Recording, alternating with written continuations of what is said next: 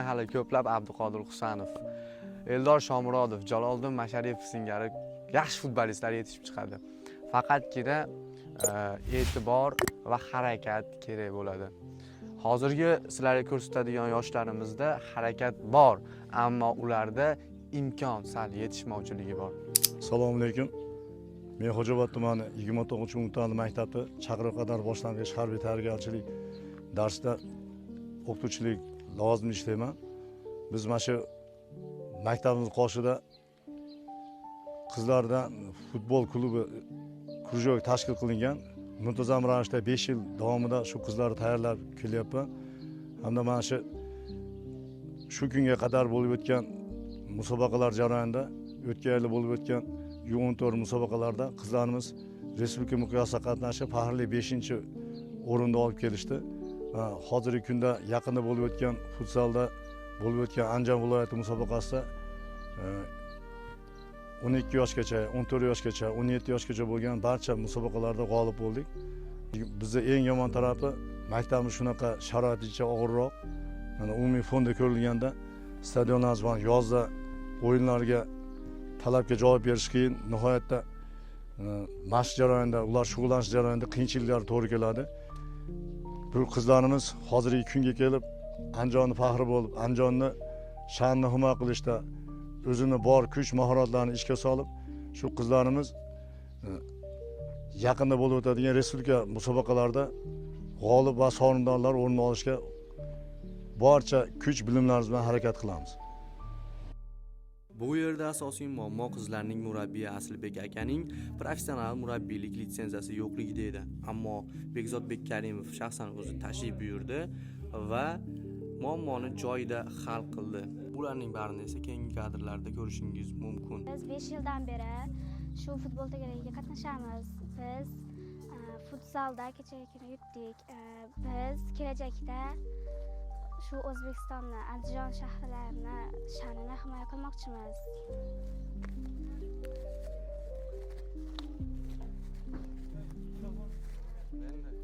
Lekin, yaxshimisiz? Sog'ligingiz yaxshimi? Charchamayapsizmi? O'tkazyapsizlarmi? Tuzyapsizlar? Kutirib qo'ymadingmi? Yo'q. Andijonning qaysi futbolchisini taniysizlar? Futbolistlar kim biladi? Andijon futboli, Andijon jamoasi o'tgan yili mana O'zbekiston kubogini qo'lga kiritdi. O'zbekistonda xabaringlar ko'rdinglar-a, Neftchida, Farg'onada bo'ldi, Navbahor jamoasini yutib qo'ydi, oxirida gol urib. Vladimir Bubanya degan o'yinchimiz a. Mana bu yil ham hozir zo'r o'yinchilar kelgan.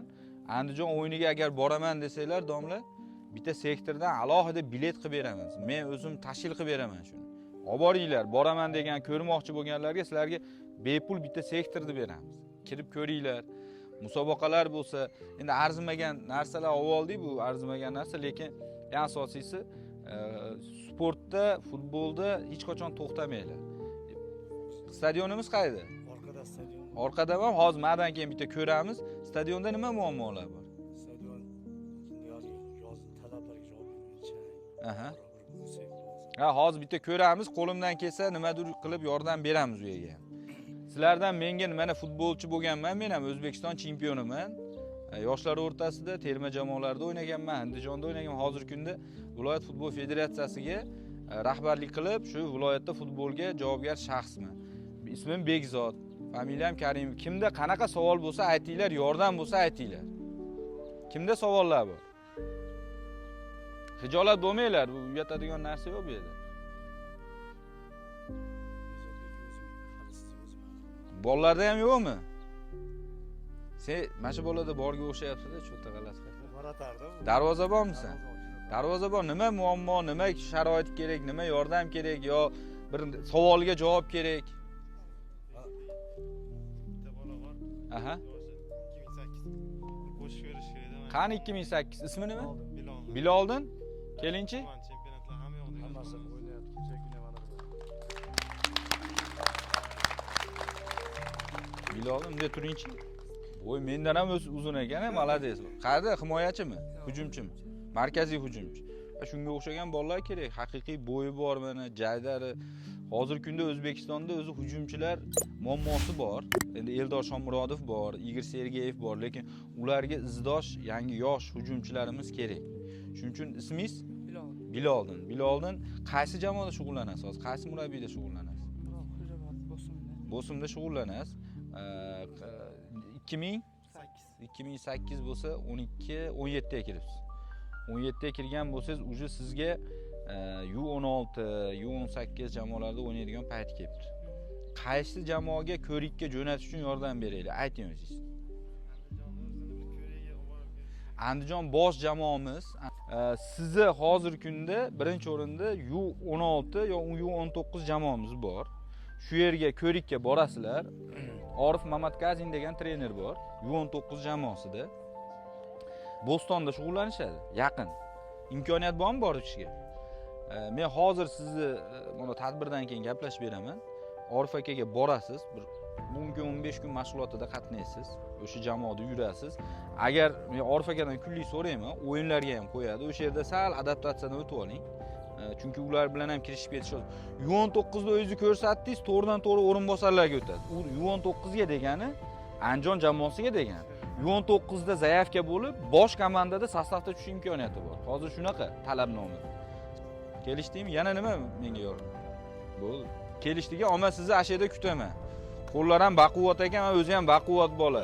O'ynab ketsa, xudo xolasa, hammamizga shu bitta Andijonda o'yinida oldin bitta osh qilib bersangiz bo'ldi. Mana shu hamma anaqalar bilan, ha?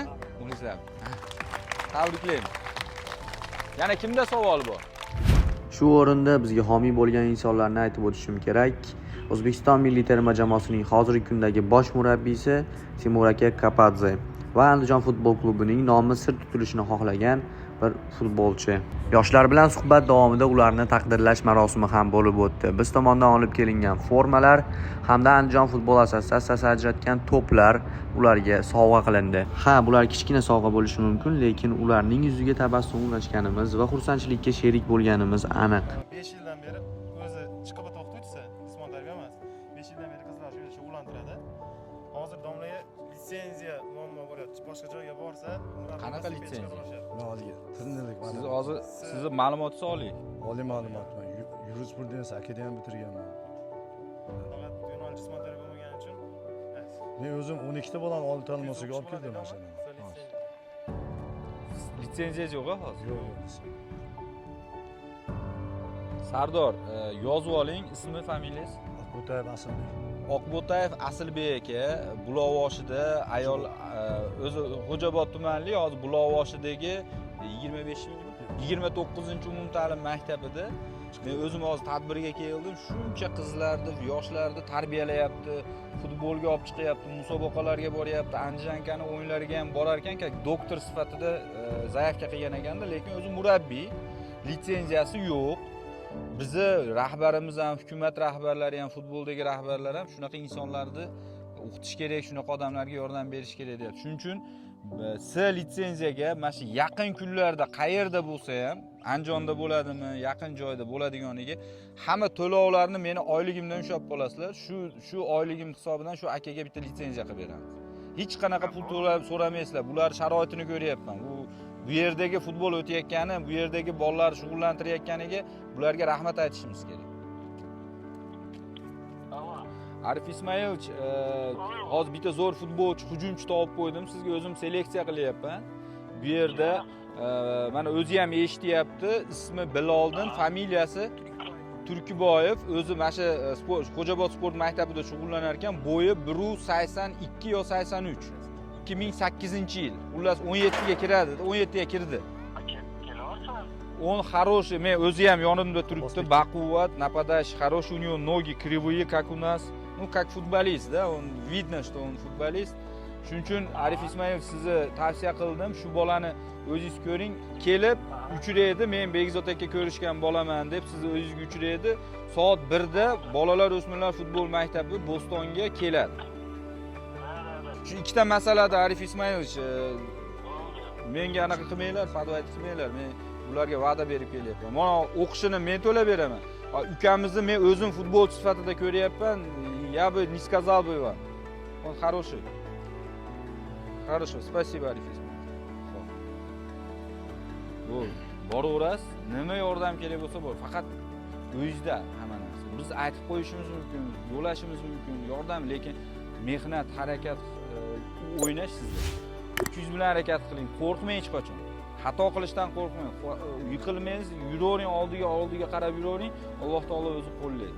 Bilimni, maktabda, tilni o'rganing. Bizni mana viloyatimiz hokimi doim aytadi, tumanlarga chiq, so'ra, o'rgan, bolalarni top, trenerlar kimga nima yordam kerak. Shuning uchun ana men u haligi chiroyli ko'rinish uchun yo bular bilan gaplashish uchun, rasmga tushish uchun emas. Sizlarga o'xshagan insonlarga biz yana ham qo'llab, yana ham sizlar shijoat bilan ishlashinglar uchun yordam berish uchun keldik. Shuni biling, bu hammasi Allohdan. Shu Alloh yozgan ekan shu yerga. Mana ukamiz sababchi bo'ldi. Rahbarimiz bizga aytgan, kelyapmiz sizlarga qanaqadir mana poliyalarga, sizni ish va sharoitingizga, sizni futbolchiligingizga yordam berayotgan bo'lishimiz mumkin. Bu hammasi Allohdan. Rahmat. Qo'limizdan kelganini yordamimiz. Endi siz bilan kelishdik. Men nomerim bor akangizda. Любой muammo bo'lsa, aka manaqa bo'lyapti, nohaqlik bo'lyapti, menga qiling. Xuddi men sizni futboldagi agentingizman. Bu akamizni futboldagi yordamchisiman. Kelishdingmi? Shuni standartga moslashtirib, yo jildirish kerak bo'lsa, yo svarish kerak bo'lsa aytinglar. Shiraytirdi. Shuni tayyor qilib qo'ysangiz, kraskasini qilamiz. Aka futbolda mелочей не бывает deydi. Shu varata kraskalanib setga ilinsin-da. Poliyaga shukuh kirib qoladi. To'g'rimi? Endi mana maydon bu haqiqiy hozir turpa yer. Buni birinchi o'rinda agar buni gazon, ko'kat qiladigan bo'lsak, bu narsani hozir bir qator o'yib hammasini mayda ovorib, bu yerda zasipka qilib, urug' tashab, buni o'stirishimiz kerak. Yo'q, meni vaqtim bunga yo'q deydigan bo'lsangiz, men sizga flashtok beraman. Varatalaringiz chekkasiga falak bor-ku, bayroq. Kerak u ham. Varata setkasini beraman. Yana bu yerga nima qilish mumkin bo'ladi? Mana toshlarni bir qator yig'dirib yuborsangiz, mana uni nimada chizasizlar? Bu hayda sizlar. Ahayda o'zingizlar qo'lda ruchni. Bitta apparat bor edi, haligi ahay chizadigan. O'zi manaqa apparatim bor edi. Agar o'sha turgan bo'lsa, uni ham sizga beraman. Mana setka ham eskirib ketibdi. Bitta voleybolni. Baxtiyor, yozib olgin, bitta voleybolni setka. Voleybol maydon bolalar o'ynaydi-da buni ham. O'ynaydi. O basketbolni shitiga setkasi yo'q ekan. Uni ham imkon bo'lsa, aka hijolat olmang, kraska bo'lsa ham ayting, beraman.